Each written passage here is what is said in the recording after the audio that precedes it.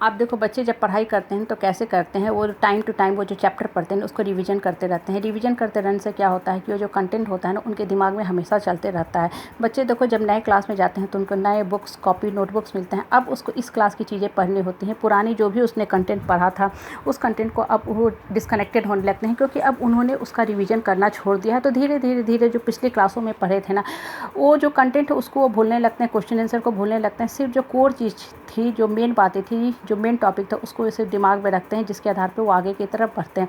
देखो ये तो छोटी सी बात है, हमें जीवन की कितनी बड़ी शिक्षा देता है। हमारे जीवन में बहुत सी ऐसी घटनाएं होती हैं, एक्सीडेंट होती है, इंसिडेंट होती है, दुर्घटना होती है, जो हमें बहुत ज़्यादा दुख, दर्द, कष्ट, कलेश, संताप देती है।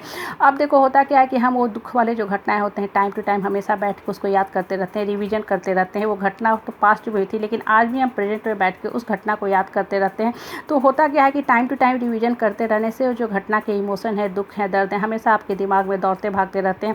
घटना आपके पास्ट में हुई, लेकिन ये घटना आज भी आपके प्रेजेंट को ख़राब करा, और इन द मीन टाइम आपका फ्यूचर भी ख़राब होता रहेगा। देखो जीवन में अलग अलग तरह की घटनाएं होती हैं। कुछ घटनाएं जो होती है बहुत अच्छी होती है, मन को खुशी देती है, उसको हम याद करते हैं तो फील गुड करते हैं, थोड़ा समय के लिए हमें अच्छा महसूस होता है। लेकिन जो बुरी घटनाएं हैं उसको याद करने का क्या फ़ायदा है। इसलिए जो भी पास्ट में बुरी घटनाएं हुई हैं उसको साइड करो, असाइड करो। नहीं तो होगा क्या कि आप सिर्फ और सिर्फ पास्ट में उलझे रहोगे तो जीवन की वर्तमान समय में भी बहुत सी समस्या आते जाएंगी। वो समस्या, परिस्थिति, परेशानी आपको जकड़ते और पकड़ते जाएंगी। इन द मीन टाइम आप सिर्फ और सिर्फ एक परेशानी और समस्या के घर बन के रह जाओगे। आपका जीवन जो है हमेशा ही पेनफुल रहेगा, और आप हमेशा अपनी एक पेनफुल डेस्टिनी लिखते जाओगे। इसलिए हमेशा जीवन में जो पास्ट की घटनाएं होती हैं उनको साइड करके छोड़ो, उसको मन में लेके कभी भी मत ढूंढो, उससे डिस्कनेक्टेड होने की कोशिश करो। उसको दिमाग में कहीं भी साइड कर दो, कहीं भी साइड करके छोड़ दो। आप देखो जब हाथ पैर में कहीं जख्म होता है, घाव होता है, तो हम मलहम पट्टी लगाते हैं, बैंडेज करके उसको छोड़ देते हैं। कुछ समय के बाद 10-12 दिन के बाद आप जाते हो ड्रेसिंग करवाते हो तो क्या देखते हो कि वहाँ पे बहुत अच्छा टिश्यू ग्रो कर गया, सेल ग्रो कर गया। वो जो पार्ट था जहाँ जख्म हुआ था, ऑपरेशन कराया था, पूर्ण रूप से ठीक हो गया है, नॉर्मल हो गया है, हील हो गया है। लेकिन अगर आपने जिस पार्ट में ऑपरेशन कराया है, आप दिन भर में 4 से 5 लोगों से मिलते हो, हर बार अपनी क्या करते हो, उस पार्ट के पट्टी को खोल के बैंडेज वाले पार्ट को दिखाते हो, तो जख्म जो है कभी भी हील नहीं रहेगा। वहाँ वो पार्ट हमेशा हरा भरा रहेगा, कीटाणु विषाणु जो है हमेशा वहाँ पे एक्टिव रहेंगे। इन द मीन टाइम वो पार्ट तो ख़राब होता ही जाएगा, आपकी बॉडी का जो अच्छा खासा जो टिश्यू था वो भी ख़राब होने लगेगा। मतलब वो जो घाव है पूरे शरीर को इनगल्फ करने लगी। देखो हमारे जीवन की जो घटनाएं होती हैं हमारे साथ बिल्कुल यही काम करती हैं। जब आप माइंड में पास्ट की कोई भी एक्सीडेंट होती है, बातें होती है, उसको लेके चलते हो ना, तो पास्ट जो है आपके प्रेजेंट के पूरा इनगल्फ करता जाएगा। आपके प्रेजेंट के भी जो टाइम पीरियड है इसको ख़राब करता रहेगा। इसलिए पास्ट की सारी चीज़ों को असाइड करते चलो। देखो बच्चा जिस क्लास में गया है ना, अभी उसको उसी चीज़ की किताबें पढ़ने को मिलेंगी। उसको प्रेजेंट में ही रख के काम करना है, प्रेजेंट में ही अच्छा परफॉर्म करना है, तभी उसका फ्यूचर बनता रहेगा।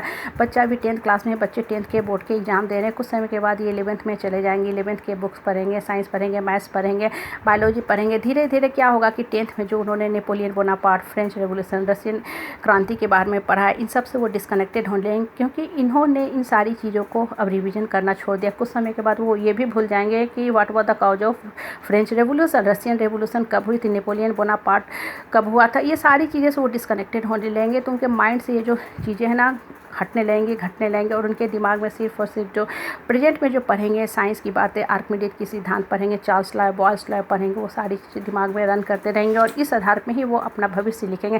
देखो कहने का तात्पर्य बड़ा सीधा और सरल है कि लाइफ में हमेशा आप प्रेजेंट में रहो।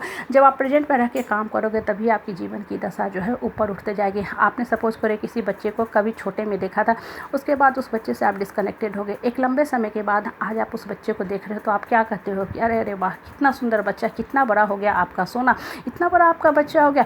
क्यों? क्योंकि आपने किसी समय उस बच्चे को छोटे में देखा था, आज उस बच्चे से आप डिस्कनेक्टेड हो गए। लंबे समय के बाद देख रहे हो तो लग रहा है कि बच्चा इतना बड़ा ग्रो अप हो गया, वो बच्चा आपसे भी बड़ा हो गया है। देखो कहने का तात्पर्य यह है कि हमारे जीवन में बहुत सी घटनाएं होती हैं, जो पास्ट की घटनाएं होंगी है ना, उसको आप भूलने की कोशिश करो, उसको रिवाइज मत करो, उसको कहीं असाइड कर दो, दिमाग में कहीं पीछे करके फेंक दो। देखोगे एक समय के बाद आपके अंतर्मन की जो शक्ति है, आत्मा की शक्ति है, आत्मबल इतना मजबूत हो गया, स्ट्रांग हो गया।